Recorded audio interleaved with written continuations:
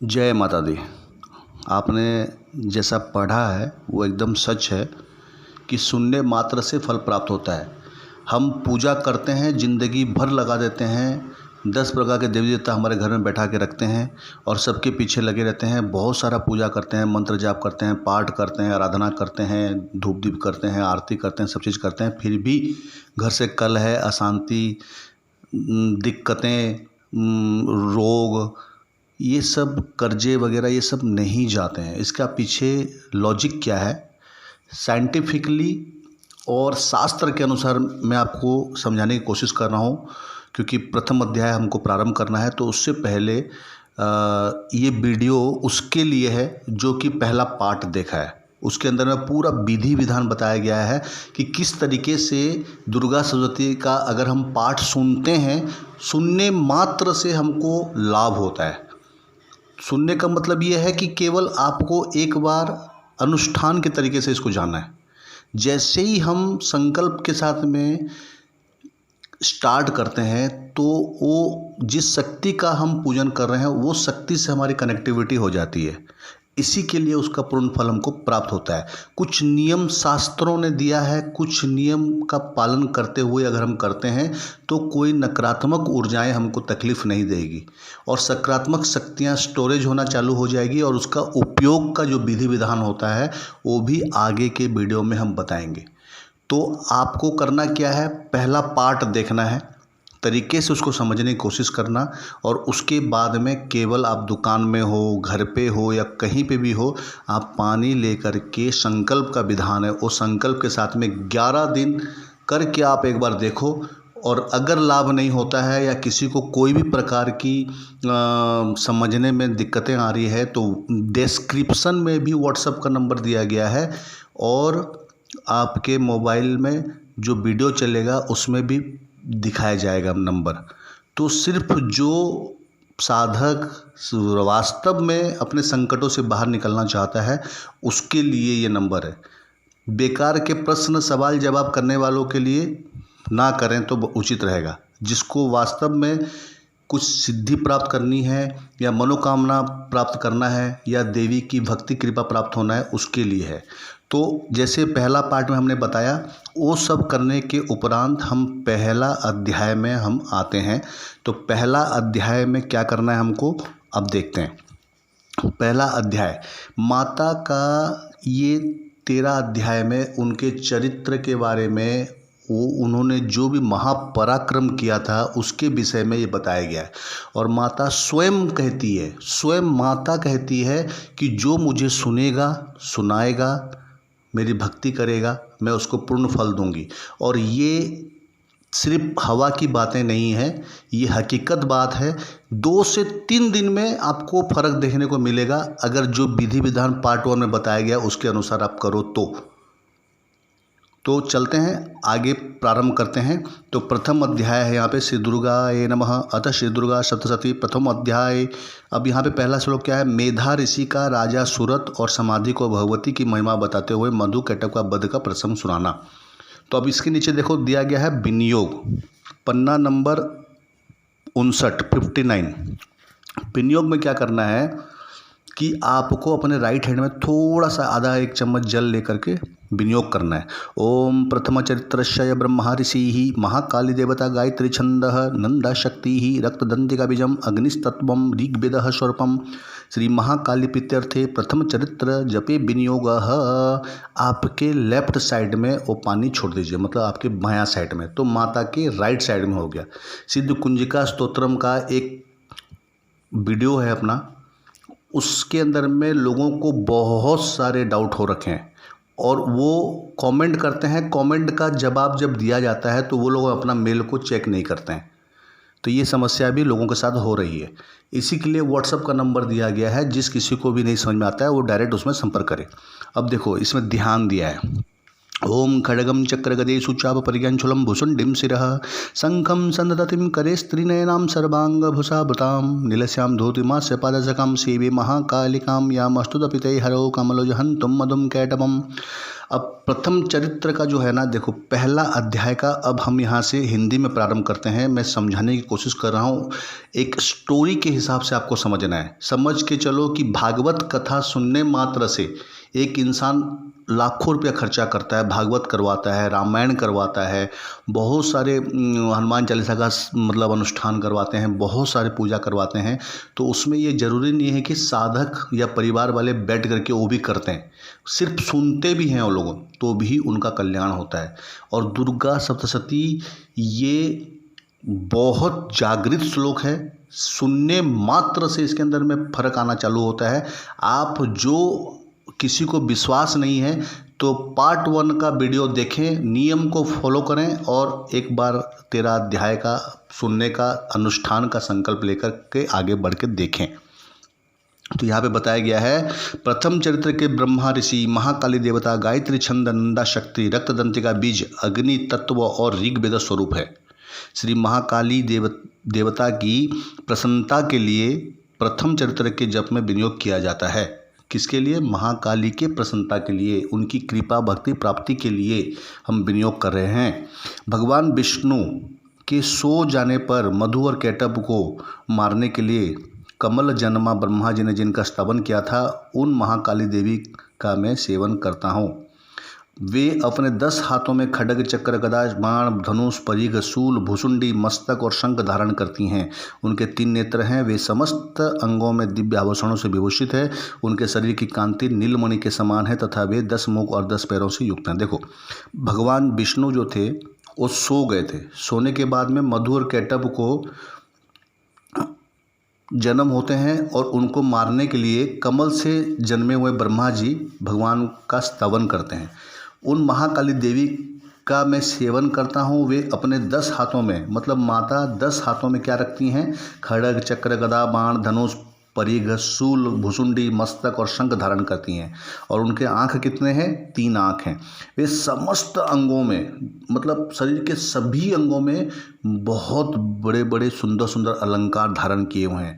और उनकी जो शरीर की जो कांति है, एकदम नीलमणि, जो मणि होता है, जो चमकदार मणि होता है, उसके समान, और 10 मुख और 10 पैरों से वो युक्त हैं। मार्कंडेय ऋषि जो हैं अपने आप में बहुत महान ऋषि थे और उन्होंने इसको रचा था। तो उनके मुख से मार्कंडेय ऋषि यहाँ पे स्वयं कहते हैं, आप और हम कोई साधक नहीं बोल रहा है, स्वयं मार्कंडेय ऋषि का बोला हुआ बात है कि सूर्य के पुत्र सावर्णी जो 8वें मनु कहे जाते हैं, उनकी उत्पत्ति की कथा विस्तार पूर्वक कहता हूँ। मतलब मनु जो थे, उनकी उत्पत्ति का जो कथा है इस दुर्गा सती के अंदर में, उसका उल्लेख कर रहे हैं मार्कंडेय ऋषि। तो वो बोल रहे हैं, आप सुनिए। सूर्य कुमार महाभाग सावर्णी भगवती महामाया के अनुग्रह से जिस प्रकार मनमंत्र के स्वामी हुए, वही प्रसंग सुनाता हूँ। पूर्व काल की बात है। स्वरोचिस मनमंत्र में सूरत नाम का एक राजा थे। कौन थे? सूरत जो है राजा का नाम था, सूरत, जो चैत्र वंश में उत्पन्न हुए थे। एक वंश होता है, उसका नाम चैत्र होता है। चैत्र वंश में उत्पन्न हुए थे वो। उनका समस्त भूमंडल पर अधिकार था। वे प्रजा को अपने और से पुत्रों की भांति धनपूर्वक पालन करते थे। तो भी उस समय कोला विदुषणी नामक क्षत्रिय उनके शत्रु हो गए। अब देखो, जो सत्कर्म करता है ना, उसके पीछे कोई भी हालत में बाधा विघ्न करने के लिए कोई ना कोई पड़ता ही पड़ता है। और ये जो राजा सूरत थे, ये पराक्रमी राजा थे। पूरी संसार में उसका मतलब एक तरफ का बोली चलता था। वो सबसे नंबर 1 में मतलब पराक्रमी थे, बहादुर थे और अपने प्रजाओं को बहुत प्यार करते थे। वो इतना करने के बाद में उनका एक शत्रु उत्पन्न हुआ। कौन है वो? उसका नाम है कोला विध्वंसनी। राजा सूरत की दंड नीति बड़ी प्रबल थी। उनका शत्रुओं के साथ संग्राम हुआ। यदि भी कोला विध्वंसनी संख्या में कम थे तो भी राजा सूरत युद्ध में उनसे परास्त हो गए। तब वे युद्ध भूमि से अपने नगर को लौट आए और केवल अपने देश के राजा होकर रहने लगे। समूची पृथ्वी से अब उनका अधिकार जाता रहा, किंतु वहाँ भी उन प्रबल शत्रुओं ने उस समय महाभाग राजा सूरत पर आक्रमण कर दिया। अब राजा सूरत की जो दंड नीति थी, अगर उनके राज्य में कोई गलत होता था या कोई शत्रु बदमाशी करता था, वो बहुत भयंकर हिसाब से दंड देते थे। और उनके पास प्रजाओं की संख्या बहुत होती थी, सैनिकों की संख्या बहुत होती थी, मगर फिर भी कोला विध्वंसनी जो इनका शत्रु था उसके पास सेना कम था, लेकिन संजोग किस्मत ही बोलो इसको कि राजा को उसने युद्ध में परास्त कर दिया।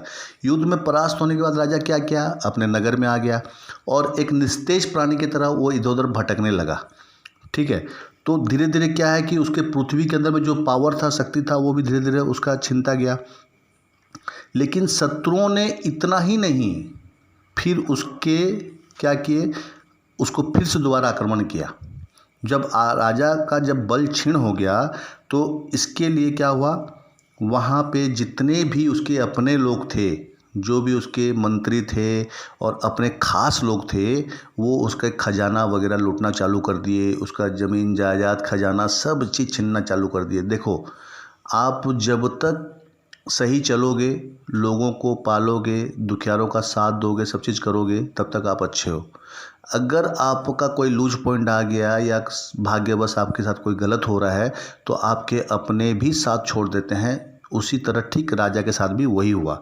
तो राजा ये सबसे ना बहुत दुखी हो गया कि भाई मैं पृथ्वी का राज करने वाला, मेरे अपने ही मुझे लूट लिए, मेरे दुश्मन ने मुझे खाली कर दिया, अब मेरा क्या काम बोल करके वो क्या किया, जंगल में शिकार करने के बहाने अपना घोड़ा लिया और वहाँ पे जंगल की तरफ चला गया।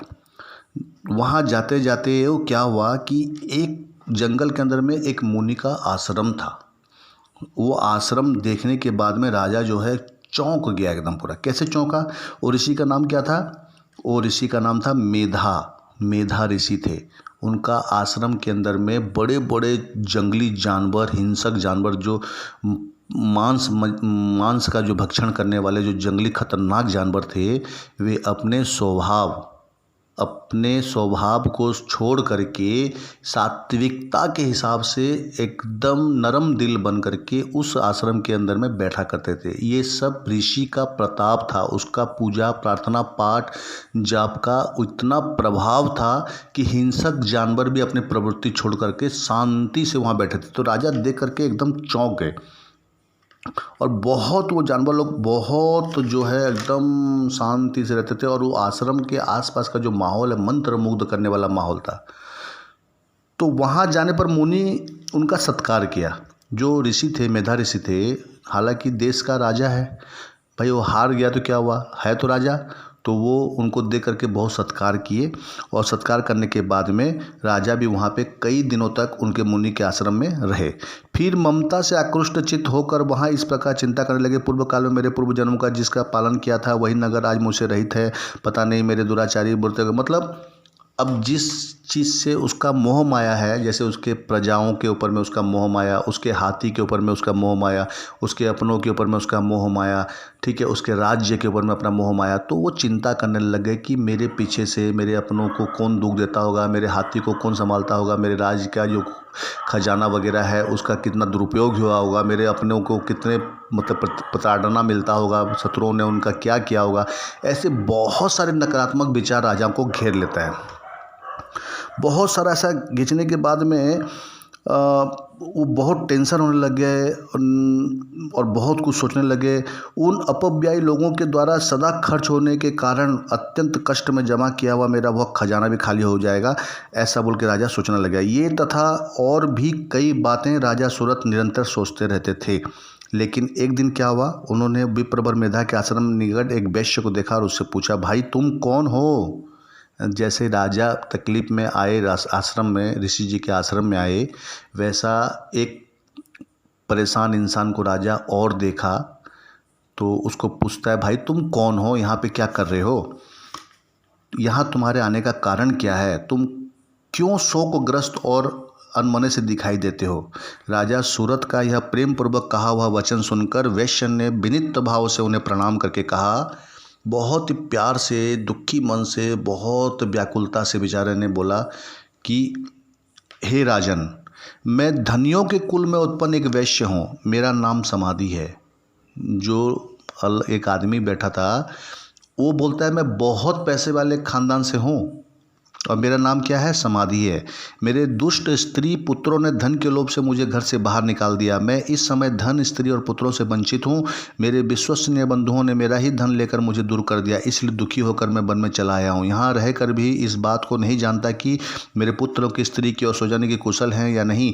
इस समय घर में वे कुशलता से रहते हैं अथवा उन्हें कोई कष्ट है। वे मेरे पुत्र कैसे हैं? क्या वे सदाचारी हैं अथवा दुराचारी हो गए? जब राजा उसको पूछता है तो कौन है, तो बोलता है मैं बहुत धनी घर से हूँ। और उसको तकलीफ़ क्या चीज़ का है कि उसकी जो दुष्ट पत्नी है और जो बच्चे हैं और उसके खास अपने लोग हैं, उसका सारा खजाना लूट करके उसको धक्का मार के घर से निकाल देते हैं।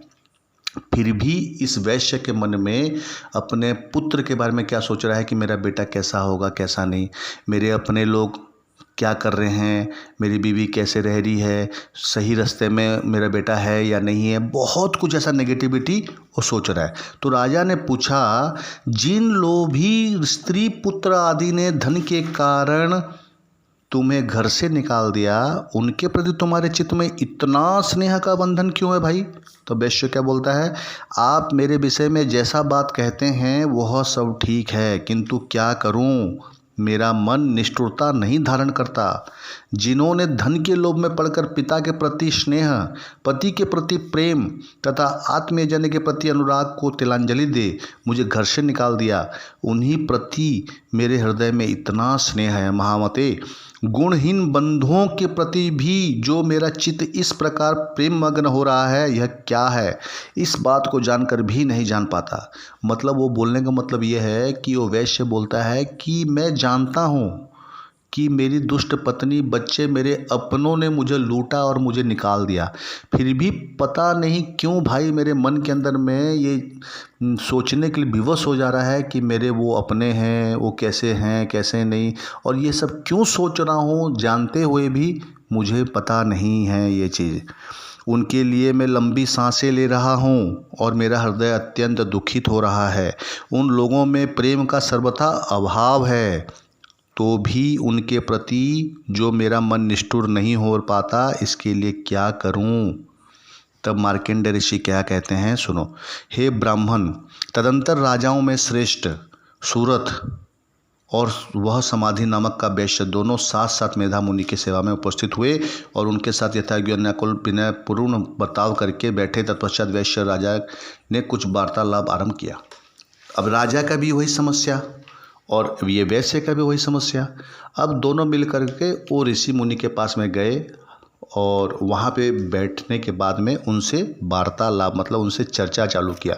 तो राजा क्या बोलते हैं यहाँ पे कि हे भगवान, मैं आपसे एक बात पूछता हूँ, उसको आप बताइए। मेरा चित्त अपने अधीन नहीं होने के कारण वह बात मेरे मन को बहुत दुखी देता है। मतलब कोई बात ऐसा होता है कि हमारे मन के अंदर में रहता है लेकिन हम उसको बोल नहीं पाते और अंदर घुटते हैं। तो राजा भी वही बोल रहा है, जो राज्य मेरे हाथ से चला गया है उसमें और उसके संपूर्ण अंगों में मेरी ममता बनी हुई है। मुनि श्रेष्ठ, यह जानते हुए भी कि वह अब मेरा नहीं है, अज्ञानी की भांति मुझे उनके लिए दुख होता है। यह क्या है? इधर यह वैश्य भी घर से अपमानित होकर आया है, इसके पुत्र, स्त्री और भृत्यों ने इसे छोड़ दिया है, स्वजनों ने इसका परित्याग कर दिया है, तो भी यह उनके प्रति अत्यंत हार्दिक स्नेह रखता है। इस प्रकार यह तथा मैं दोनों ही बहुत दुखी हैं।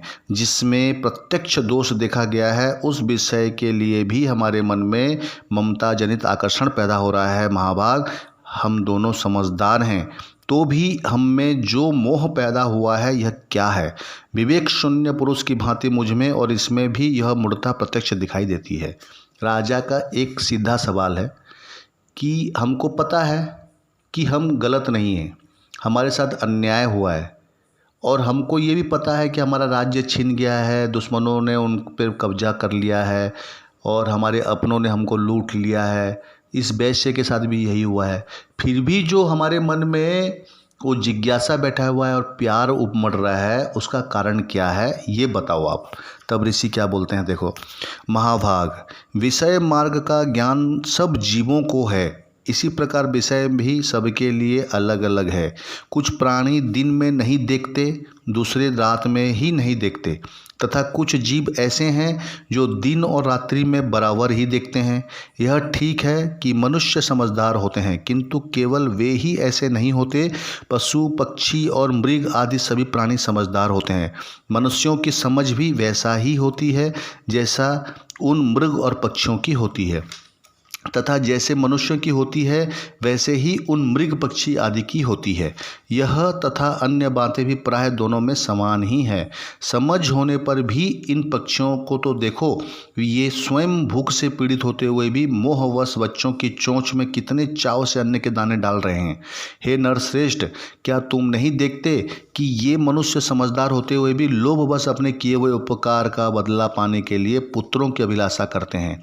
यद्यपि उन सब में समझ की कमी नहीं है, तथापि वे संसार की स्थिति, जन्म मरण की परंपरा बनाए रखने वाले भगवती महामाया के प्रभाव द्वारा ममतामय भंवर में युक्त मोह के गहरे में गर्त में गिराए गए हैं। इसलिए इसमें आश्चर्य नहीं करना चाहिए। एक्चुअली इसमें समझाने का मतलब यह है कि राजा को ऋषि समझाता है कि सभी पशु, पक्षी, मृग, जितने भी संसार में जीव है ना, सबके अंदर समझदारी है। वो बेचारे निर्जीव होकर भी ऐसे ऐसे कार्य करते हैं कि एक इंसान के तुलना में, मतलब बोलने का मतलब ये है, जैसे अभी एक चिड़िया है, एक अपने बच्चे को खाना खिला रही है, ठीक है। एक कुत्ता है, वो कितना वफादारी से मतलब वो कार्य कर रहा है। तो जीवों के अंदर में भी बहुत समझदारी है और इंसान के अंदर में भी समझदारी है। लेकिन इंसान कहाँ फंसाया गया है कि भगवती की जो मोह माया का जाल है उसमें फंस चुका है इंसान। तो उसको आगे पीछे कुछ नहीं दिखता है, वो क्या कर रहा है क्या नहीं, कुछ नहीं दिखता है। मतलब जन्म मरण का ये बंधन, सांसारिक मोह माया एक प्रकार का जो है, ये एक खेल है, एक नाटक है, एक मोह माया है। इसके अंदर इंसान फंस चुका है। हे जगदीश्वर, भगवान विष्णु की योग निद्रा रूपा जो भगवती महामाया है, उन्हीं से यह जगत मोहित हो रहा है। अब ये भगवती मोह माया जो है, ये कौन है? योग निद्रा रूपा देवी, जो माता जो है योग निद्रा देवी, इसी का मोह जाल ये संसार को फंसा के रखा है। उन्हीं से यह जगत मोहित हो रहा है। वे भगवती महामाया देवी ज्ञानियों के भी चित्त को बलपूर्वक खींचकर मोह में डाल देती है। मतलब जो एक माइंडेड ज्ञानी इंसान है वो भी इसमें फंस जाता है, वो भी दुराचारी बन जाता है। वे ही इस संपूर्ण चराचर जगत की सृष्टि करती है तथा वे ही प्रसन्न होने पर मनुष्य को मुक्ति के लिए वरदान देती है। वे ही परा विद्या, संसार बंधन और मोक्ष की हेतुभूता सनातनी देवी तथा संपूर्ण ईश्वरों की वे अधीश्वरी देवी है। तब राजा क्या पूछते हैं? हे भगवान, जिन्हें आप महामाया कहते हैं वे देवी कौन हैं? ब्रह्मन, उनका आविर्भाव कैसे हुआ, मतलब वो कैसे पैदा हुई, तथा उनके चरित्र कौन कौन हैं? ब्रह्म वेताओं में श्रेष्ठ महर्षि उन देवी का जैसा प्रभाव हो, जैसा स्वरूप हो और जिस प्रकार प्रादुर्भाव हुआ हो, वह सब मैं आपके मुख से सुनना चाहता हूँ।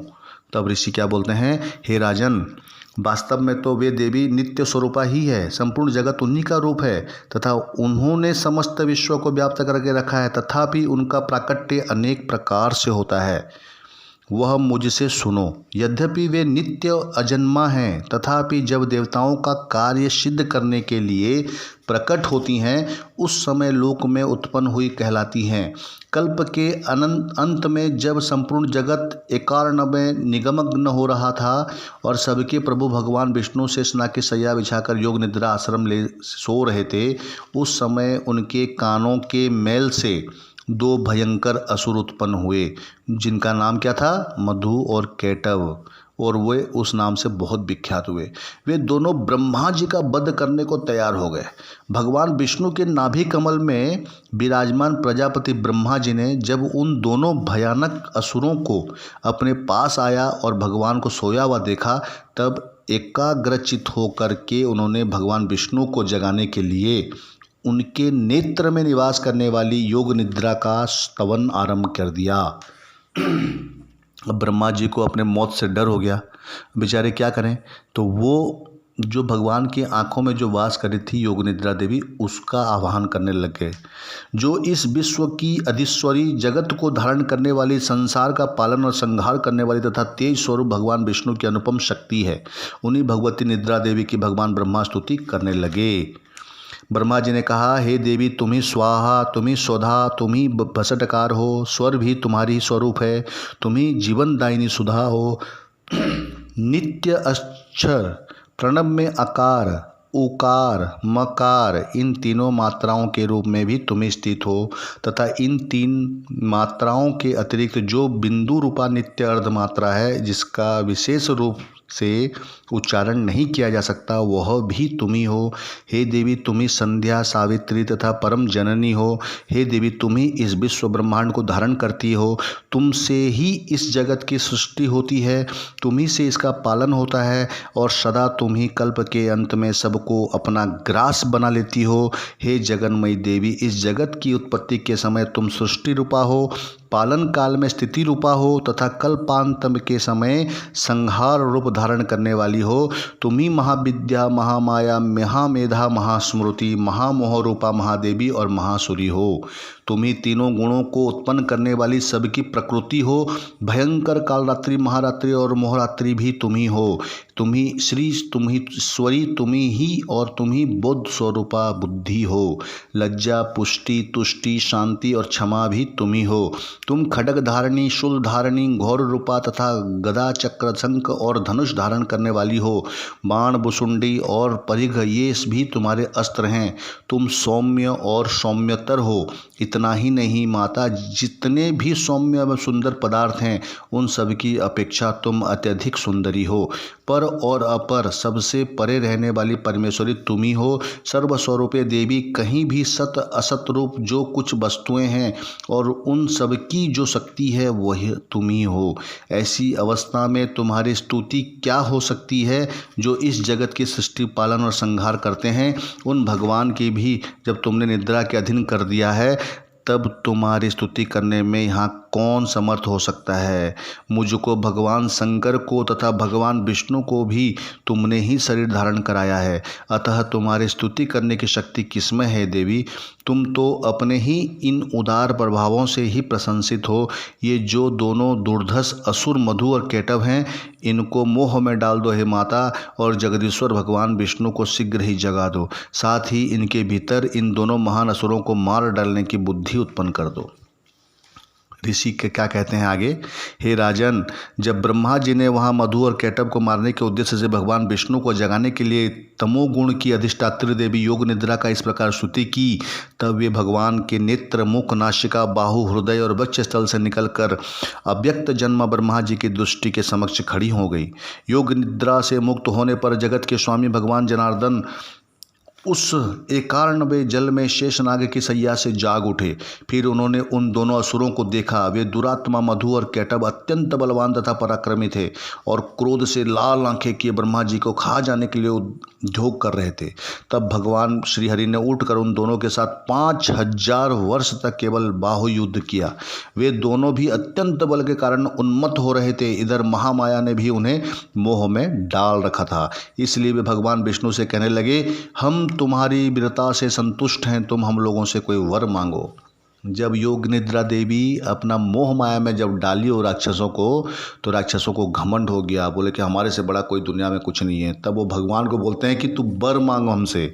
तब भगवान विष्णु क्या बोले, यदि तुम दोनों मुझ पर प्रसन्न हो तो अब मेरे हाथ से मारे जाओ। बस इतना सा ही मैंने वर मांगा है, यहाँ दूसरे किसी वर से क्या लेना है।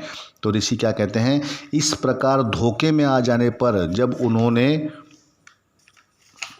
उन्होंने संपूर्ण जगत में जल ही जल देखा, तब कमल नयन भगवान से कहा, जहाँ पृथ्वी जल में डूबी हुई न हो, जहाँ सूखा स्थान हो, वहीं हमारा वध करो। तब ऋषि क्या कहते हैं, तब तथास्तु कहकर शंख, चक्र और गदा धारण करने वाले भगवान ने उन दोनों के मस्तक को अपनी जांघ पर रखकर चक्र से काट डाले। इस प्रकार ये देवी महामाया ब्रह्मा जी की स्तुति करने पर स्वयं प्रकट हुई थी। अब पुनः तुमसे उनके प्रभाव का वर्णन करूँगा, सुनो। इस प्रकार मार्कंडेय पुराण में सावर्णी मनमंत्र की कथा अंतर्गत देवी महात्म्य में मधु केटव वध का नामक पहला अध्याय बोलो सच्चे दरबार की जय।